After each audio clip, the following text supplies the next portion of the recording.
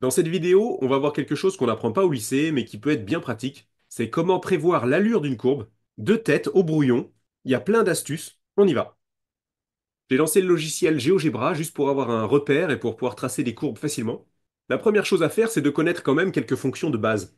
Par exemple, la fonction carré, ou la fonction cube, la fonction racine carrée, la fonction exponentielle. C'est vraiment des fonctions basiques qu'on rencontre tout le temps. Maintenant, on va voir tout ce qu'on peut faire d'intéressant avec ces fonctions, et on va partir d'une fonction carrée. Pour ceux qui connaissent pas GeoGebra, à gauche, vous avez les expressions des fonctions qu'on va tracer, et à droite, vous avez la représentation graphique. Je vais zoomer un petit peu, et j'invente une nouvelle fonction à gauche, qui a la même expression qu'avant, plus 2. Avant, on avait une image égale à x carré, et dans la nouvelle fonction, on a la même image qu'avant, plus 2. Et l'image, c'est ce qu'on trace en ordonnée sur un graphique. Donc on vient de décaler toutes les ordonnées de 2 unités. Regardez la conséquence sur le graphique. La parabole a été entièrement translatée de 2 unités vers le haut, en tout point. On a le même graphique, décalé vers le haut. Évidemment, on peut aussi décaler vers le bas. Si je trace x carré moins 3, on obtient la même parabole, translatée vers le bas de 3 unités. Maintenant, on peut aussi translater une courbe vers la gauche ou vers la droite. Il faudra manipuler l'expression un petit peu différemment. Regardez la nouvelle fonction qu'on crée, x plus 2, le tout au carré. La parabole a été translatée vers la gauche de 2 unités, exactement. C'est quoi la différence avec ce qu'on a fait avant? C'est que cette fois, on a touché à l'antécédent x, qu'on a remplacé par un antécédent x plus 2, à l'intérieur du carré. Et l'antécédent, c'est ce qu'on trace en abscisse sur un graphique. Donc on vient de décaler toutes les abscisses de 2 unités, d'où la translation vers la gauche ou vers la droite. Il y a juste un truc bizarre ici, c'est que en rajoutant plus 2 à mon antécédent, la courbe s'est décalée vers la gauche, alors qu'on aurait pu s'attendre à ce qu'elle se décale vers la droite. Pour comprendre ça, on peut se dire que la nouvelle courbe est en avance de 2 unités. Comme les abscisses sont constamment plus grandes de 2 unités, la courbe va se tracer en avance plus tôt que prévu, donc à gauche de l'ancienne courbe. Évidemment, on peut aussi obtenir une parabole décalée vers la droite. En remplaçant l'antécédent x par x moins quelque chose, on aura la même courbe, mais cette fois en retard, ici de 3 unités. Et c'est ce qu'on voit à droite, la nouvelle courbe est la même qu'avant, mais avec 3 unités de retard. Voilà, faut juste faire attention, quand on met x plus quelque chose, ça décale vers la gauche, quand on met x moins quelque chose, ça décale vers la droite. C'est pas super intuitif. On a compris maintenant comment translater des courbes dans toutes les directions. On va voir d'autres transformations courantes, les symétries. Si vous remplacez l'image x carré par son opposé, moins x carré, vous obtenez la même courbe, mais symétrique par rapport à l'axe des abscisses, puisque toutes les images précédentes ont été remplacées par l'image opposée. On a donc inversé le haut et le bas sur notre graphique. On peut aussi obtenir une symétrie droite-gauche, mais pour ça, je ne vais pas garder la fonction carré, puisque on ne verra pas la différence. On va prendre la fonction racine, par exemple. Et pour obtenir une symétrie droite-gauche, on va remplacer l'antécédent x par son opposé, moins x. Cette fois, l'axe de symétrie est l'axe des ordonnées. On a inversé la droite et la gauche.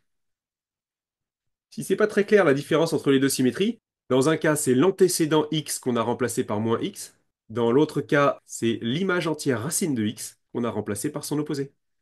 Et on voit bien sur le graphique la différence en termes de symétrie. Et c'est logique ce qui se passe. Si on change le signe de tous les antécédents, qui sont en abscisse, ça revient à changer le sens de l'axe x en fait. Donc on inverse la gauche et la droite. Alors que quand vous changez le signe de toutes les images, en ordonnée, c'est comme si vous changiez le sens de l'axe y, et donc ça va inverser le haut et le bas. Je rappelle que l'antécédent est toujours en abscisse et l'image est toujours en ordonnée quand on trace une fonction.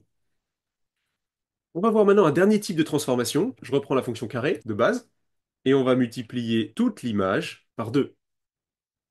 L'ordonnée en tout point est donc multipliée par 2. Quand on était à l'ordonnée 1, on se retrouve à l'ordonnée 2. Quand on était à l'ordonnée 2, on se retrouve à l'ordonnée 4. Ce n'est plus une translation comme tout à l'heure, c'est plutôt une dilatation verticale par un facteur 2. Par exemple, le point d'ordonnée 0 n'a pas bougé, parce que 0 fois 2, ça fait 0. On peut aussi contracter la courbe verticalement plutôt que la dilater, si on multiplie par un coefficient plus petit que 1, par exemple 1 demi. Toutes les images seront une demi-fois plus grandes qu'avant, c'est-à-dire 2 fois plus petites. Ça écrase la courbe vers l'axe des abscisses. mais c'est toujours une parabole, avec la même allure. On peut évidemment faire une contraction-dilatation horizontale en multipliant l'antécédent x cette fois par un coefficient. Et attention, la conséquence elle est encore contre-intuitive comme tout à l'heure. L'abscisse va être contractée par un facteur 2 et pas dilatée. Pour une même ordonnée, quand on était à l'abscisse 1, on va se retrouver à l'abscisse 1 demi, et quand on était à l'abscisse 2, on va se retrouver à l'abscisse 1.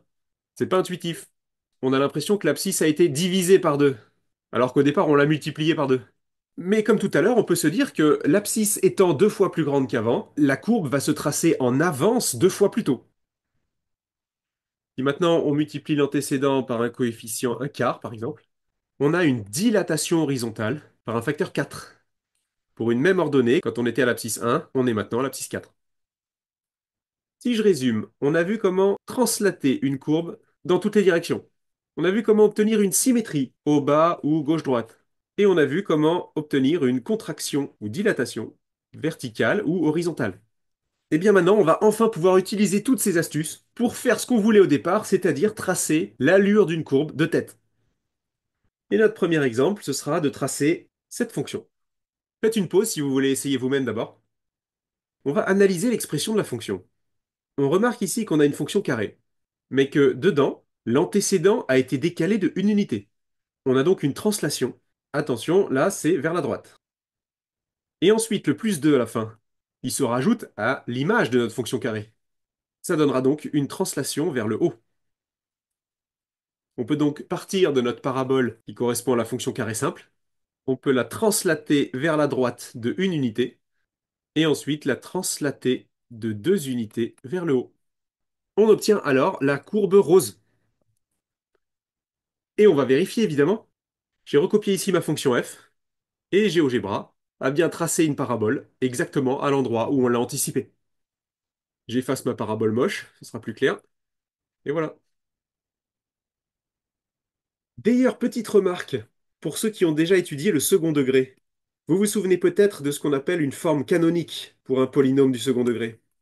Et bien c'est justement ce qu'on a dans la fonction f de départ, c'est une forme canonique, avec alpha égale 1 et bêta égale 2, qui correspondent aux coordonnées du sommet de la parabole. Mais si vous avez bien compris ce qu'on a fait avant, alpha c'était notre translation vers la droite, et bêta c'était notre translation vers le haut. Et donc c'est évident ici que les coefficients alpha et bêta de la forme canonique correspondent au sommet de notre nouvelle parabole. Donc la forme canonique, une fois qu'on a compris ces histoires de translation, elle devient beaucoup plus logique et naturelle. Bon, c'était juste une petite remarque. Pour ceux qui se demandent quelle va être l'influence du coefficient A, ça va être une contraction ou dilatation verticale. On va le constater, je vais mettre un coefficient 2 dans ma fonction, et on va voir ce que ça change. Ça va juste étirer ou écraser la courbe, mais on peut constater que le sommet n'a pas bougé. Et pour ceux qui se disent oui, mais c'est assez dur de prévoir où va passer la courbe verte exactement, bah dites-vous que souvent c'est pas très grave. Il y a plein de situations où on n'a pas besoin d'un tracé ultra précis. Par exemple, si on vous demande un tableau de variation. Si on sait que la contraction-dilatation ne change pas l'allure, la variation ce sera toujours décroissant puis croissant, avec le sommet qui n'a pas bougé. Le tableau de signe aussi. Il est évident d'après notre tableau de variation. La fonction descend jusqu'à 2 et elle remonte. Donc elle est tout le temps positive. Sur le graphique aussi, ça se voit qu'elle est tout le temps positive d'ailleurs.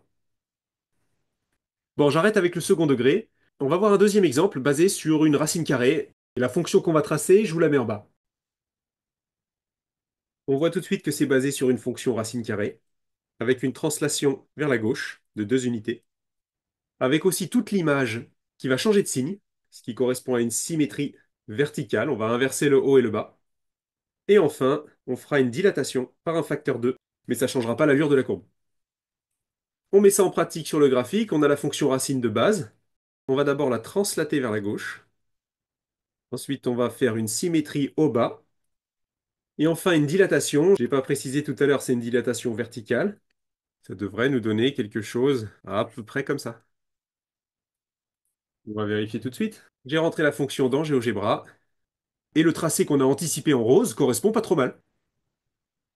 Quand on voit la fonction au départ, on peut se dire qu'elle a l'air compliquée. Mais en fait, pas tant que ça. On a pu la tracer approximativement en 15 secondes. Si dans un exo, on vous demande de faire un tableau de variation ou un tableau de signes, ça peut beaucoup vous aider d'être capable d'obtenir rapidement un graphique au brouillon. Allez, un tout dernier exemple basé sur la fonction exponentielle. Elle est tracée ici pour ceux qui s'en souviennent pas ou qui l'ont jamais vue. C'est une fonction qu'on croise tout le temps, qui part de 0, qui va vers plus l'infini et qui passe par ce point important de coordonnées 0, 1, parce que exponentielle de 0, ça fait 1.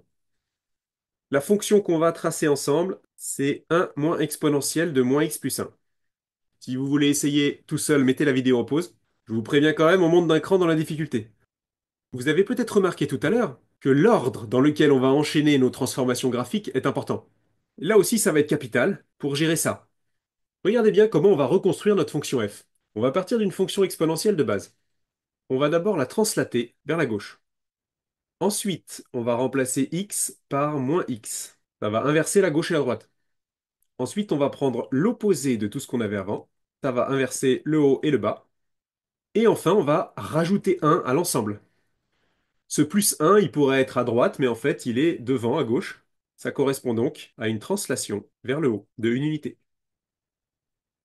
On met ça en pratique. D'abord la translation vers la gauche, ensuite la symétrie gauche-droite par rapport à l'axe des ordonnées, ensuite la symétrie haut-bas par rapport à l'axe des abscisses, et enfin la translation vers le haut de une unité. Et on obtient la courbe rose. On vérifie évidemment avec GeoGebra. J'ai modifié l'expression en haut à gauche, et le logiciel a tracé cette courbe en marron, qui colle vraiment pas mal avec la courbe qu'on a anticipée en rose. Ce qui est difficile ici, c'est qu'il faut faire toutes ces transformations dans le bon ordre. C'est pas évident d'y arriver du premier coup. Évidemment, toutes ces techniques, elles auront leurs limites face à des fonctions encore plus compliquées. Mais au final, c'est assez puissant ce qu'on arrive à faire. Et pour ceux qui s'aventurent vers les maths en post-bac, tout ce qu'on a vu dans cette vidéo, c'est important. Ça vous fait gagner du temps. Ça vous rend plus rapide.